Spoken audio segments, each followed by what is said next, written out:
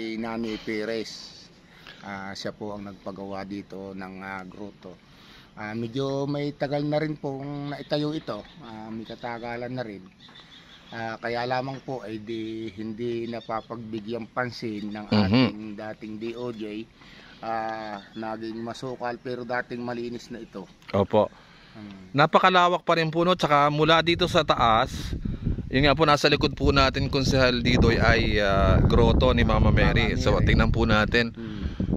Ito po, napakalaki naman at medyo nga po hindi na i-maintain yung pintura at yung siguro yung pagpapanatili nga po ng kaayos ng kapaligiran. Pero dinadayo pa rin po, Konsehal. Napakaganda rin naman po. Opo.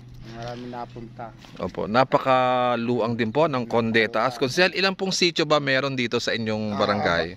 Bali 7 sitio po. Mula Purok 1 hanggang 7. Medyo may kalakihan din po. Opo. Ito po ba pag mga mahal na araw, Konsehal Didoy, dinadayo rin po ito? Dinadayo rin po. Mararami pong mga rider na napunta dyan, biker. Merong sadyang naglalakad lang, yung mga karatig barangay. Opo. Ay sadyang naglalakad lamang. At sila ay nadalaw sa ating Mama Mary. Kitang-kita po dito sa taas na to ang buong kabuuan ng lungsod ng Batangas. Ano po ang katabing barangay ninyo, Konsehal? Ang bali po ay ang nasa bandang silangan po namin ay di Santo Domingo po. Opo. Tsaka rin po naman ay Talumpok, bandang Talumpok, West and East. Mula sa Tampuray, yan nakikita po yung kabilang. Opo. Mula makalabas ng Talumpok na yan. Ayan. Nakarin po namang kabilang sa Kanluran ay San Miguel. Barangay San Miguel. Dito po.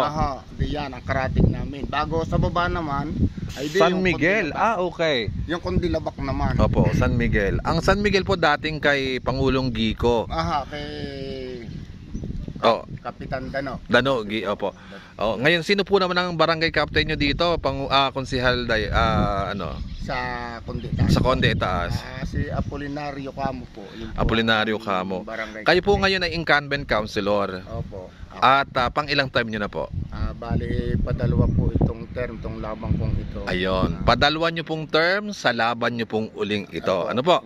So, sino po ang ating mga kasama dito para at least pagpunta namin dito, kilala na namin ang inyong mga kasamang konsehal. Kasama sa aking team ay di po si Lazaro Asi, Candido Luistro, ako nga po yun, yung Hilasio Untalan, Maximina Biato, Hinubiba Chavez, at saka Apolinario Asi. Ayan. Kami pong 7 ang sama-sama sa aming labang ito po ngayon. Ayan. Good luck po. At nakita naman po natin ang kaayusan at katahimikan. At hindi na nabalitang may nag-away dito sa inyong barangay dahil napakahusay ng inyong paghawak o panlilingkod dito sa inyong barangay. Maraming salamat po, Konsehal, no? At yun po, natutuwa kami dito, parang nasa pelikula lang nakikita natin, Konsehal, yung mga ganyang klaseng tanawin. Ito pong nasa harapan natin, ito po ay sakop na ng barangay. Santo Domingo pa po yan. Santo Domingo. Basta yung may ilog po, yun po ang aming boundary. Basta po yung ilog na yan po pa kayo. May sampalok pa, Konsehal, matamis po ba kaya yan? Ay medyo pang suka po. Asong suka na yan, oo. Sa isda. May ano po hagdanan, Konsehal. Parang may mga, ang tawag dun sa istasyon. Opo. Saan mga nagpipili. Saan magmumula yan, Konsehal? Dito po. Yung po sa may Bukana po ngayon. Tapos pagbabalik, iyan din ulit hagdanan. Dito po sila matatapos. Sila po papasok doon. Okay. Ipaikot po pala yan. Istasyon po yan. Kompleto po yan. Yan po sila lalabas. Sa Mama Mary. Napakaganda, no? At singhalin tulad sana ito ng Monte Maria kung na-maintain nga lamang tuloy-tuloy. Ang dami pong nagagandaan talaga. Oo. Napakaganda ng lugar. Sarap ng hangin. Opo. Dito kita mo na halos pati ang bundok pong nasa tapat namin ay ang Cuenca, Mount Bacolod. Mount Bacolod po yun. Ayun po ay Makiling.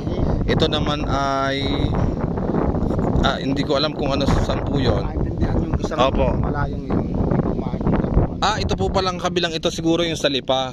Baka, opo. Oo, kung yun ang makiling, tapos ito yung, oo.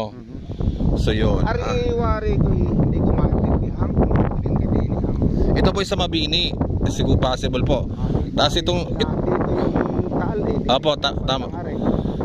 Pero hindi natin po makikita, no? Ito kasi po ang Mount Makulot ay katapatan halos ng Bulkang Taal. Ayan. Ayan po, tama. Oo. Ang Monte Maria po hindi masyadong malayo na dito. Hindi na nakakita natin kung Pero saan. dito sa lugar namin, doon sa bagong karsada na diretso sa Domingo. Opo. Kita na doon ang Ayun. Yun, sige po.